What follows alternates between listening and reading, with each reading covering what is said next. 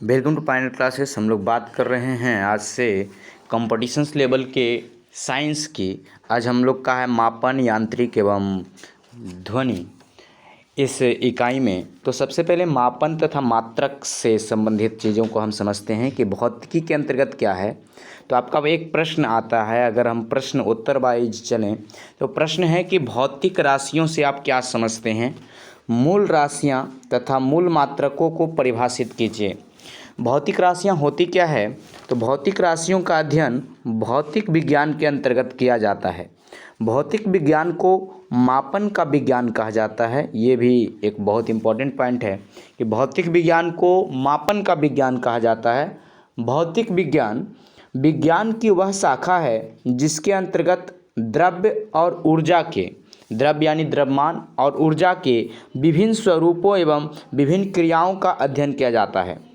Einstein ने सिद्ध किया था कि ऊर्जा और द्रव्य मूल रूप से एक ही राशि है। ऊर्जा और द्रव्य E बराबर mc² सापेक्षता के सिद्धांत के अनुसार उन्होंने सिद्ध किया कि E बराबर mc², मतलब द्रव्यमान और जो ऊर्जा है वो दोनों क्या है, एक ही राशि है। ऊर्जा को द्रव्य में और द्रव्य को ऊर्जा में बदला जा सकता है। भौतिक विज्ञान के विस्तृत क्षेत्र को अनेक भागों में बांटा जा सकता है, जैसे ऊष्मा, प्रकाश, यांत्रिकी, विद्युत, चुंबक तत्व, आधुनिक भौतिकी इत्यादि। जिन राशियों को प्रत्यक्ष रूप से मापा जा सकता है तथा उन्हें संख्या द्वारा प्रदर्शित किया जा सकता है वे भौतिक राशियां कहलाती है। यानी जिसे नापा जा सकता है और प्रत्यक्ष रूप से प्रकट किया जा सकता है उसे भौतिक राशियां कहते हैं। किसी भी भौतिक राशि की माप को व्यक्त करने के लिए एक निश्चित मात्रा की आवश्यकता होती है या मात्रक की आवश्यकता होती है। यह निश्चित मात्रा मात्रक कहलाती है। किसी दी गई राशि का उसके मात्रक से तुलना करना ही मापन कहलाता है। मात्रक से तुलना करना मापन कहलाता है। प्रत्येक राशि की माप को व्यक्त करने के लिए दो बातों का जानना आवश्यक है। पहला, उसका मात्रक जिसमें भौतिक राशि मापी गई है, और दूसरा राशि का अंकीय या संख्यात्मक मान जो राशि का परिमाण को बताता है। मूल राशियां तथा मूल मात्रक भौतिक विज्ञान के अंतर्गत विभिन्न राशियां हैं जिनके अलग अलग कई मात्रक हैं। इन मात्रकों की अधिक संख्या को याद रखना बिल्कुल असंभव है। अतः वे भौतिक राशियां जो पूर्ण रूप से स्वतंत्र होती है तथा किसी राशि पर निर्भर नहीं करती, मूल राशियां कहलाती है। जैसे चाल को दूरी तथा समय के मात्रक में व्यक्त किया जा सकता है, परंतु समय तथा दूरी को मात्रकों को परस्पर एक दूसरे की मात्रक में नहीं बदला जा सकता है। ये एक दूसरे को पूर्ण रूपेण स्वतंत्र हैं। इनके मात्रक एक दूसरे से बिल्कुल भी संबंधित नहीं हैं। अतः इन राशियों को मूल राशियां तथा इनके मात्रकों को मूल मात्रक कहा जाता है। जैसे लंबाई का मूल मात्रक मीटर तथा समय का मूल मात्रक सेकेंड है। भौतिक विज्ञान का अध्ययन ज्ञात मूल राशियों के अंतर्गत किया जाता है, जैसे लंबाई, द्रव्यमान, ताप, विद्युत धारा, समय, पदार्थ की मात्रा और ज्योति तीव्रता। यानी मूल राशियां यही हैं। लंबाई का मात्रक मीटर, द्रव्यमान का मात्रक केजी, ताप का मात्रक केल्विन, विद्युत धारा का मात्रक हो गया हमारा, विद्युत धारा का मात्रक एम्पियर, समय का मात्रक सेकेंड, पदार्थ की मात्रा का मात्रक मोल और ज्योति तीव्रता का मात्रक कैंडेला से संबंधित है। आगे दोस्तों, मात्रकों की मानक अंतर्राष्ट्रीय प्रणाली से आप क्या समझते हैं? इसके अंतर्गत आने वाले मूल राशियों एवं उनके मात्रकों पर प्रकाश डालें। तो यहाँ पे सबसे पहले मानक अंतर्राष्ट्रीय प्रणाली। अब ये क्या है? अंतर्राष्ट्रीय प्रणाली के अंतर्गत मूल राशियों का एक मानक मात्रक होता है। इस प्रणाली में लंबाई का मात्रक मानक मीटर, द्रव्यमान का मात्रक मानक किलोग्राम, ताप का मात्रक केल्विन, विद्युत धारा का मात्रक एम्पियर, समय का मात्रक मानक सेकेंड और पदार्थ की मात्रा का मात्रक मोल तथा ज्योति तीव्रता का मात्रक कैंडेला होता है। मानक मीटर क्या है? तो मीटर के बारे में अगर कहें, MKS मीटर किलोग्राम सेकेंड या SI प्रणाली में लंबाई का मात्रक मीटर है।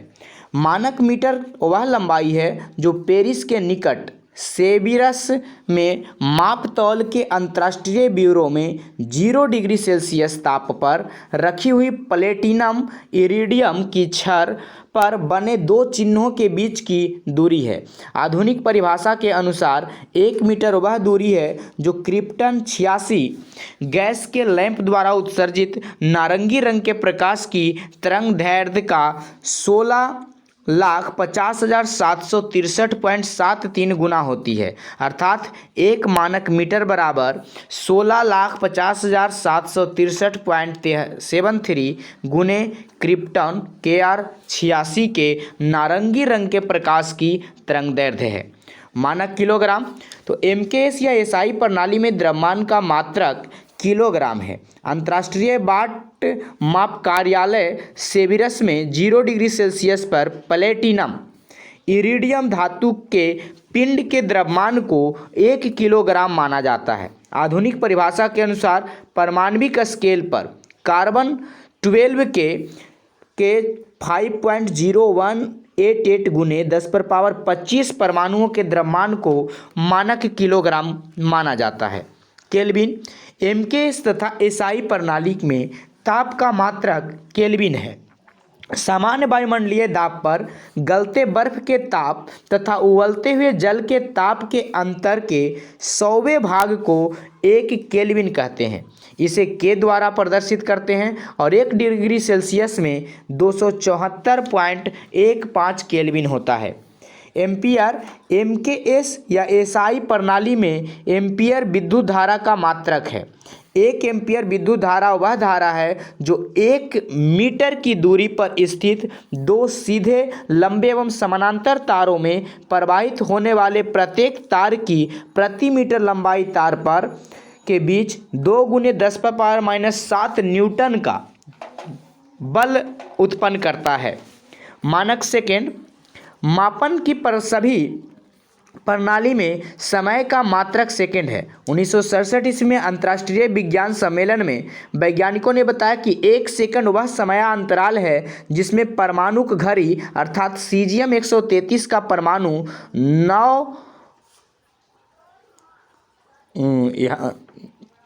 9,19,26,31,770 बार कंपन करता है।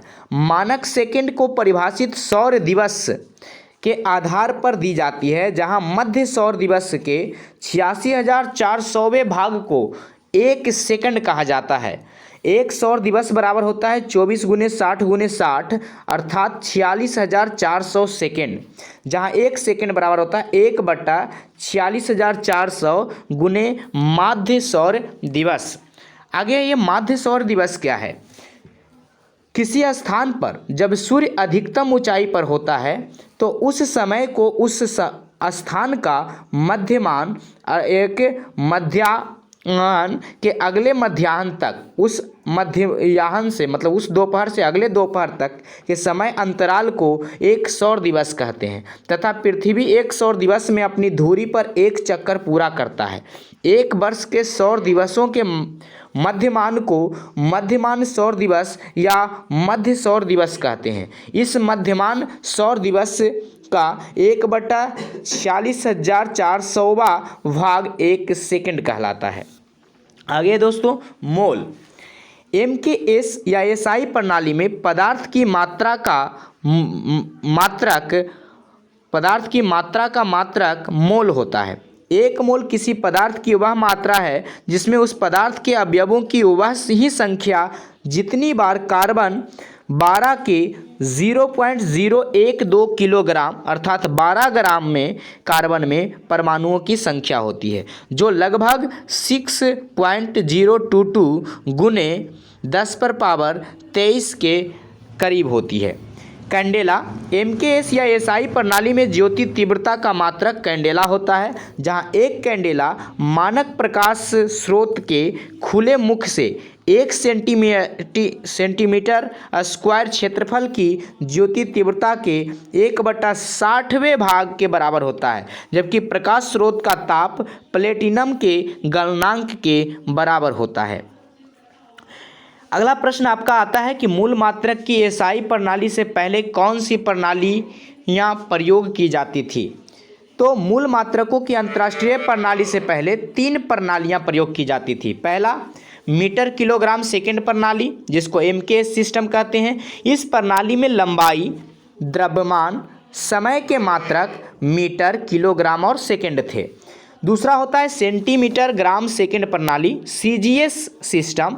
इस प्रणाली को फ्रांसीसी प्रणाली या मीट्रिक प्रणाली भी कहा जाता है।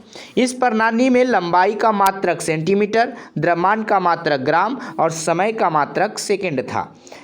तीसरा है फुट पाउंड सेकंड प्रणाली। इस प्रणाली को ब्रिटिश प्रणाली भी कहा जाता है। इस प्रणाली में लंबाई का मात्रक फुट, द्रव्यमान का मात्रक पाउंड और समय का मात्रक सेकंड था। आधुनिक विज्ञान के मूल मात्रकों को प्रदर्शित करने के लिए मीटर किलोग्राम सेकेंड एमकेएस प्रणाली का प्रयोग किया जाता है और इसी प्रणाली को अंतर्राष्ट्रीय प्रणाली भी कहते हैं।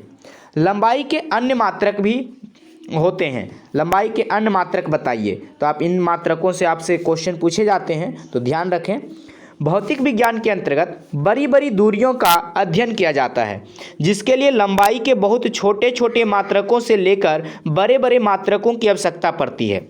सूक्ष्म विषाणुओं, जीवाणुओं को लेकर बड़े बड़े खगोलीय पिंडों के क्रमशः व्यास या दूरियां नापने के लिए विशेष मात्रकों का प्रयोग किया जाता है। जैसे एक है माइक्रोन, जिसको माइक्रोमीटर भी कहते हैं, माइक्रोन। यह लंबाई का सबसे सूक्ष्म मात्रक है माना जाता है। इसका प्रयोग सूक्ष्म जीवाणुओं के आकार को प्रदर्शित करने के लिए किया जाता है। इसका संकेत म्यू होता है तथा 1 माइक्रोमीटर लगभग 1 मीटर का 10 लाखवां भाग होता है और इसे माइक्रोमीटर भी कहते हैं। 1 माइक्रोन बराबर 1/10 लाख मीटर अर्थात 10⁻⁻6 मीटर होता है। आगे है नैनोमीटर। 1 नैनोमीटर 1 मीटर का 10⁻⁹वां भाग होता है। इसे nm से सूचित किया जाता है, जहां 1 नैनोमीटर बराबर 10⁻⁹ मीटर होता है। अगला है एंगस्ट्रॉम। यह लंबाई का और भी छोटा मात्रक है। परमाणु और नाभिक भौतिक में अधिकतर एंगस्ट्रॉम का प्रयोग किया जाता है। एंगस्ट्रॉम माइक्रोन का 10⁻⁴वां भाग है और इसे ए के ऊपर 0 लिख के संकेत करते हैं।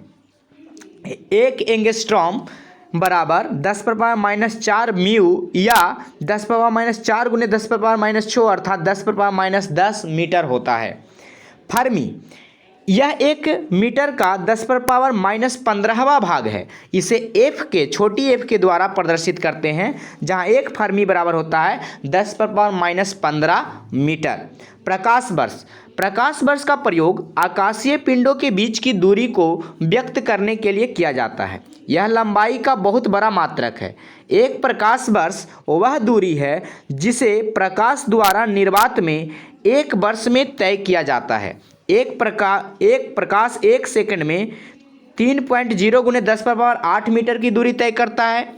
इस हिसाब से 1 बरस में 365 गुने 24 गुने 60 गुने 60 सेकेंड होते हैं। तो इतने में कितना दूरी तय करेगा? तो 1 प्रकाश वर्ष बराबर निर्वात में प्रकाश द्वारा 1 वर्ष में चली दूरी अर्थात निर्वात में प्रकाश की चाल गुने 1 वर्ष, वो भी सेकंड में कर देंगे क्योंकि यहाँ मीटर पर सेकंड है। तो क्या हो जाएगा हमारा 3 गुने 10⁻8 गुने 365 गुने 24 गुने 60 गुने 60 मीटर की दूरी हो जाएगी, जो इसका मान लगभग 9.461 गुने 10⁻15 मीटर, जिसको हम लगभग 10⁻16 मीटर लिख सकते हैं और 10⁻13 किलोमीटर लगभग में लिख सकते हैं। तो 1 प्रकाश वर्ष बराबर क्या होता है?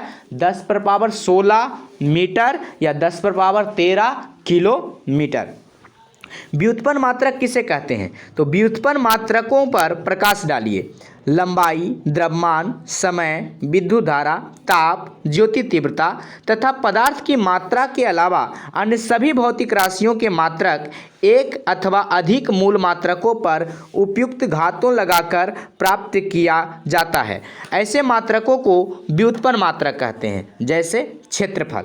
क्षेत्रफल क्या होता है, लंबाई गुने चौड़ाई, और हमें पता है चौड़ाई भी एक लंबाई है, इसलिए क्षेत्रफल का मात्रक क्या हो जाएगा, लंबाई का मात्रक गुने चौड़ाई का मात्रक, और दोनों का मात्रक क्या होगा, मीटर होगा, इसलिए मीटर गुने मीटर, तो क्या हो गया, मीटर स्क्वायर। तो क्षेत्रफल का मात्रक क्या हो गया, मीटर स्क्वायर, जो कि एक क्या है, व्युत्पन्न मात्रक है।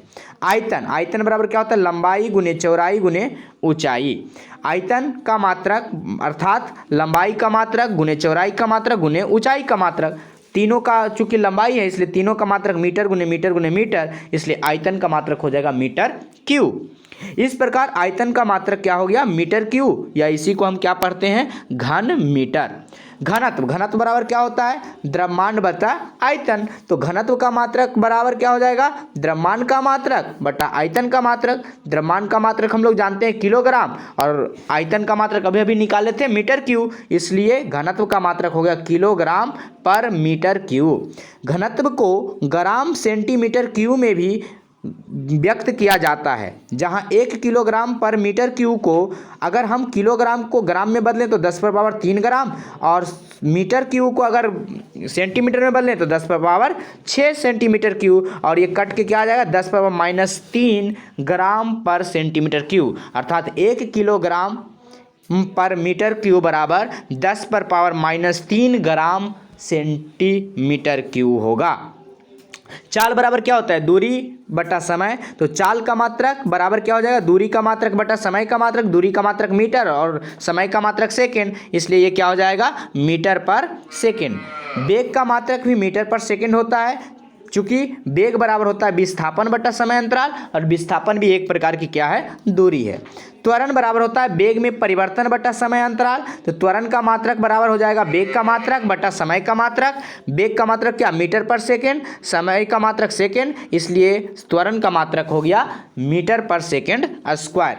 बल, बल बराबर क्या होता है, द्रव्यमान गुने त्वरण, तो बल का मात्रक बराबर हो गया द्रव्यमान का मात्रक गुने क्या, त्वरण का मात्रक, और क्या होता है, द्रव्यमान का मात्रक किलोग्राम और त्वरण का मात्रक मीटर पर सेकेंड स्क्वायर, इसलिए बल के मात्रक क्या को हम न्यूटन जनरली कहते हैं, तो 1 न्यूटन बराबर हो गया 1 किलोग्राम मीटर पर सेकेंड स्क्वायर। आगे दोस्तों, कार्य बराबर, तो कार्य बराबर होता है बल गुने दूरी या बल गुने विस्थापन, तो कार्य का मात्रक बराबर हो जाएगा बल का मात्रक गुने दूरी का मात्रक, तो कार्य का मात्रक बराबर बल का मात्रक न्यूटन और दूरी का मात्रक मीटर, इसलिए क्या हो गया, न्यूटन मीटर, या इसी को हम क्या कहते हैं, इसी को हम जूल कहते हैं। तो कार्य का मात्रक जूल कहते हैं, अर्थात 1 जूल बराबर 1 न्यूटन पर मीटर, 1 न्यूटन मीटर बराबर 1 किलोग्राम मीटर स्क्वायर पर सेकेंड स्क्वायर होगा। आगे शक्ति, शक्ति बराबर होता है कार्य बटा समय, तो शक्ति का मात्रक बराबर हो जाएगा कार्य का मात्रक बटा समय का मात्रक, और कार्य का मात्रक क्या निकाले अभी अभी, किलोग्राम गुने मीटर स्क्वायर पर सेकेंड स्क्वायर बटा सेकेंड, तो सेकेंड स्क्वायर और सेकेंड मिलके हो गया सेकेंड क्यू, तो हमारा क्या आ गया, किलोमीटर स्क्वायर पर सेकेंड क्यू। और या तो शक्ति का मात्रक हम ऐसे भी कह सकते हैं जूल पर सेकेंड, शक्ति का मात्रक वाट होता है, अर्थात 1 वाट बराबर क्या हो गया, 1 जूल पर सेकेंड। आगे दोस्तों, दाब, दाब बराबर क्या होता है, बल बटा क्षेत्रफल, तो दाब का मात्रक बराबर क्या हो जाएगा, बल का मात्रक बटा क्षेत्रफल का मात्रक, बल का मात्रक न्यूटन, क्षेत्रफल का मात्रक मीटर स्क्वायर, इसलिए हो गया न्यूटन पर मीटर स्क्वायर। तो दाब का मात्रक क्या हो गया, किलोग्राम पर मीटर, न्यूटन मीटर स्क्वायर को हम क्या बदलेंगे, किलोग्राम पर मीटर सेकेंड स्क्वायर। आगे दाब के मात्रक को हम किससे सूचित करते हैं, पास्कल से सूचित करते हैं, अर्थात ये पास्कल बराबर इतना हो गया। आगे संवेग बराबर द्रव्यमान गुने वेग, तो संवेग का मात्रक बराबर द्रव्यमान का मात्रक गुने वेग का मात्रक, द्रव्यमान का मात्रक किलोग्राम और वेग का मात्रक मीटर पर सेकेंड, इसलिए संवेग का मात्रक हो गया किलोग्राम मीटर पर सेकेंड। आवेग, आवेग बराबर होता है बल गुने समय, तो आवेग का मात्रक क्या हो गया, बल का मात्रक गुने समय का मात्रक, तो क्या हो जाएगा, किलोग्राम मीटर सेकेंड स्क्वायर पर सेकेंड स्क्वायर, और क्या हो जाएगा, सेकेंड। इसको पूरा को कैलकुलेट किए तो क्या आ गया, सेकेंड से सेकेंड कट जाएगा तो किलोग्राम मीटर पर सेकेंड। अब एक कुछ और प्रश्न है, प्रत्येक राशि की माप को व्यक्त करने के लिए किन बातों को जानना आवश्यक है। अभी अभी हम लोगों ने देखा था कि प्रत्येक राशि को माप को व्यक्त करने के लिए 2 बातों का जानना आवश्यक है। पहला, वह मात्रक जिसमें भौतिक राशि मापी गई है, मतलब उस राशि का मात्रक जानना चाहिए, और दूसरा राशि का अंकीय मान या संख्यात्मक मान जो राशि के परिणाम को बताता है। मूल राशियों से आप क्या समझते हैं, अभी अभी ये क्वेश्चन था, तो हम इसका उत्तर क्या लिख सकते हैं, या भौतिक विज्ञान के अंतर्गत विभिन्न राशियां हैं जिनके अलग अलग कई मात्रक हैं। इन मात्रकों की अधिक संख्या को याद रखना बिल्कुल असंभव है, अतः वे भौतिक राशियां जो पूर्ण रूप से स्वतंत्र हैं तथा किसी अन्य राशियों पर निर्भर नहीं करते उन्हें मूल राशियां कहते हैं। मूल राशियों की संख्या 7 है, जो कि हम लोग जानते हैं। ठीक, भौतिक राशियों के अंतर्गत कितनी मूल राशियों का प्रयोग किया जाता है और उनके नाम लिखें। तो भौतिक विज्ञान के अंतर्गत 7 मूल राशियों का प्रयोग किया जाता है, जो लंबाई, द्रव्यमान, ताप, विद्युत धारा, समय, पदार्थ की मात्रा, ज्योति तीव्रता है। मूल मात्रक क्या है, तो जिस प्रकार चाल को दूरी तथा समय के मात्रकों में व्यक्त किया जाता है, परंतु समय तथा दूरी के मात्रकों को परस्पर एक दूसरे के मात्रक में नहीं बदला जा सकता है। ये एक दूसरे के पूर्ण रूपेण स्वतंत्र हैं, इनके मात्रक एक दूसरे से बिल्कुल भी संबंधित नहीं है, इसलिए ये मात्रक मूल मात्रक कहलाते हैं। आगे मानक किलोग्राम का अर्थ क्या है, हम लोग पीछे पढ़ चुके थे कि कार्बन 12 के 5.00188 गुने 10⁻25 परमाणुओं का द्रव्यमान को हम 1 किलोग्राम कहते हैं। मानक सेकंड में हम पढ़ चुके थे कि सीजियम के परमाणु के 9,19,26,31,770 बार के कंपन में जो समय लगता है उसी को हम क्या बोलते हैं, मानक सेकंड बोलते हैं। या मध्य सौर दिवस के 46,400वें भाग को भी हम क्या बोलते हैं, 1 सेकंड बोलते हैं। आगे मध्य सौर दिवस क्या था, तो हम लोग जानते हैं कि किसी स्थान पर जब सूर्य का अधिकतम ऊंचाई पर होता है तो उस समय को उस स्थान का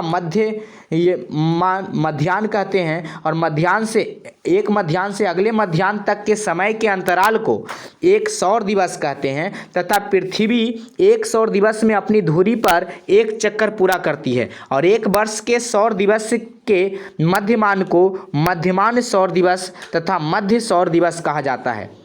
केल्विन को परिभाषित कीजिए, तो हम लोगों ने देखा था कि समान वायुमंडलीय दाब पर गलते बर्फ के ताप तथा उबलते हुए जल के ताप के अंतर के 100वें भाग को 1 केल्विन कहा जाता है, कि जिसे के से प्रदर्शित करते हैं, और 1 डिग्री सेल्सियस में 274, ऐसे ये कहीं कहीं 73 लिखा रहता है, 73 थोड़ा सा मिस्टेक हो गया, 273.15 केल्विन होता है।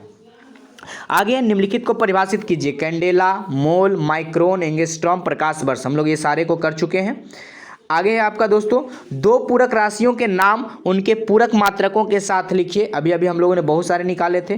तो पूरक राशियां को एक कोण और दूसरा क्या है, घन कोण। इनके मात्रक क्या होते हैं, कोण का रेडियन और घन कोण का ऑस्ट्रेडियन। एक प्रकाश वर्ष को किलोमीटर के पदों में व्यक्त करें, ये हम लोग कर चुके हैं। आगे 1 डेसीमीटर को मीटर में बदलें, मतलब किस टाइप से आपको मीटर डेसीमीटर बदलना होगा। 1 एंगस्ट्रॉम को मीटर में बदलेंगे तो क्या हो जाएगा, ये 10⁻⁻10 मीटर के बराबर होता है 1 एंगस्ट्रॉम। 1 नैनोमीटर तो 10⁻⁹ मीटर के बराबर। 1 पिकोग्राम तो ये कितने ग्राम के बराबर होगा, 10⁻18 होता है, परंतु ये किलोग्राम लिखे हुए इसलिए 10⁻⁻15। 1 प्रकाश वर्ष कितना किलोमीटर, तो 10⁻13 किलोमीटर। आगे मूल मात्रकों तथा व्युत्पन्न मात्रकों में क्या अंतर है, तो आप लिखेंगे कि मूल मात्रक पूर्णतः स्वतंत्र होता है, जबकि व्युत्पन्न मात्रक स्वतंत्र नहीं होता है। मूल मात्रक मूल राशियों के अनुसार होते हैं, जबकि व्युत्पन्न मात्रक व्युत्पन्न राशियों के अनुसार होते हैं, और मूल मात्रकों पे घात रख कर लिखे जाते हैं। मूल मात्रकों के मानक परिभाषित होते हैं, जबकि व्युत्पन्न मात्रक के मानक परिभाषित नहीं होते हैं। आगे कुछ यहाँ पे मैथ है, जो दोस्तों हम लोग मैथ की प्रैक्टिस क्लासरूम में करेंगे, और फिर आपका ये पार्ट में से जो न्यूमेरिकल आता है वहीं आपका सबसे ज़्यादा पूछा जाता है। तो गुड लक, फिर मिलेंगे अगले चैप्टर में, अगले पार्ट में। इस चैप्टर से जो न्यूमेरिकल आते हैं, आपके न्यूमेरिकल हैं कि 2 सेंटीमीटर क्यूब में कितने घन मीटर क्यूब होंगे, तो आप कैसे बनाएंगे। हमें पता है 1 सेंटीमीटर में क्या होता है, 10⁻⁻2 मीटर होता है ना। तो 2 सेंटीमीटर में क्या होगा, 2 × 10⁻⁻2 मीटर हो जाएगा। ठीक है, चूँकि मीटर क्यू है तो इसलिए हम इस पर क्यू लगा देंगे, तो 2 × 10⁻⁻2 का क्यू क्या हो जाएगा, 2 × 10⁻⁻6 मीटर क्यूब। 70 माइक्रोन में कितना सेंटीमीटर, तो हमें पता है कि सेंटीमीटर 1 माइक्रोन में कितना होता है, 10⁻⁻4 सेंटीमीटर होता है। तो हमारा क्या हो जाएगा, 70 माइक्रोन में क्या हो जाएगा, 70 × 10⁻⁻4। 70 को अगर हम साइंटिफिक नोटेशन में लिखें तो 7 × 10⁻3, ये हमारा आंसर आ जाएगा। आगे कहता है एक कार की चाल 70 किलोमीटर पर आवर है, तो मीटर पर सेकंड में क्या हो जाएगा, तो चाल बराबर क्या दिया हुआ है, 70 किलोमीटर पर आवर। किलोमीटर को मीटर में बदलेंगे तो 1000 हो जाएगा, और घंटा को सेकंड में बदलेंगे तो 3600 हो जाएगा। तो मतलब 1000/3600 मीटर पर सेकंड। अगर काट दिए 0 से 0, ठीक, 0 से 0, तो हमारा क्या हो गया, 700/36। और इसको अगर कन्वर्ट किए दशमलव में तो क्या आ गया, 19.44 मीटर पर सेकंड। अगला क्वेश्चन क्या है, 1 लीटर में 10⁻³ सेंटीमीटर क्यूब होता है, तो इन्हें मीटर क्यूब में क्या इसे बदलेंगे, तो हमें पता है 1 लीटर में क्या है, 10⁻³ सेंटीमीटर। तो 1 सेंटीमीटर वास्तव में क्या कर रहा है कि 10⁻² मीटर होता है। हमें ये पता है 1 सेंटीमीटर में 10⁻² मीटर होता है। तो अब हम क्या करें कि 1 सेंटीमीटर क्यूब में कितना हो जाएगा, 10⁻6 मीटर क्यूब। इसका मतलब 10⁻³ सेंटीमीटर क्यूब में कितना हो जाएगा, 10⁻³ × 10⁻6 मीटर क्यूब, और इसको गुना करेंगे तो क्या हो जाएगा, 10⁻³ मीटर क्यूब। आगे क्या कर रहा है कि पीले रंग के प्रकाश का तरंग दर 58 एंगस्ट्रॉम है, इसको माइक्रोन में बदलिए। तो पहले हमें ये पता है कि 1 एंगस्ट्रॉम में 10⁻10 मीटर होता है, और सेंटीमीटर के देखें तो क्या होता है, 10⁻⁻4 सेंटीमीटर होता है। तो 5800 एंगस्ट्रॉम बराबर क्या हो जाएगा, 5800 एंगस्ट्रॉम बराबर हो जाएगा मतलब 10⁻⁻4 माइक्रोन। तो माइक्रोन में बदलने के लिए क्या हो जाएगा, 10⁻3 × 5.8 × 10⁻⁻4, तो ये हो गया 5.8 × 10⁻⁻1। आगे 2 प्रकाश वर्ष का मान माइक्रोन में, तो 1 प्रकाश वर्ष बराबर क्या होता है, 10⁻16 मीटर। तो और 1 मीटर में कितना होता है माइक्रोन, तो 10⁻6 माइक्रोन होता है। तो इसको क्या लिख देंगे, तो ये हो जाएगा 10⁻16 × 10⁻6, 16 6 22, यानी 2 प्रकाश वर्ष में क्या हो जाएगा, 2 × 10⁻22 माइक्रोन। एक परमाणु का आकार 10⁻−13 मीटर है, तो माइक्रोन में बदलिए। तो चूंकि हमको पता है 1 माइक्रोन बराबर 10⁻−6 मीटर होता है, तो परमाणु का आकार क्या हो जाएगा, 10⁻13 × 10⁻6। तो क्या आ जाएगा, गुना में पावर जुड़ता है तो 10 -13 और 6 हो जाएगा -7। कहता है एक रुधिर कणिका का द्रव्यमान कितना है, 10⁻13 किलोग्राम है। तो 1 मिलीग्राम रुधिर में क्या हो जाएगा, तो सबसे पहले हम देखेंगे कि एक कणिका का द्रव्यमान 10⁻13 किलोग्राम है। तो 1 मिलीग्राम में कितना किलोग्राम होता है, तो वो होता है 10⁻6 किलोग्राम। तो कणिकाओं की संख्या क्या हो जाएगी, तो 10⁻6/10⁻13, क्योंकि -13 कम है, माइनस में पावर रहता है ना, तो वो उतना कम रहता है, तो क्या हो जाएगा 10⁻7।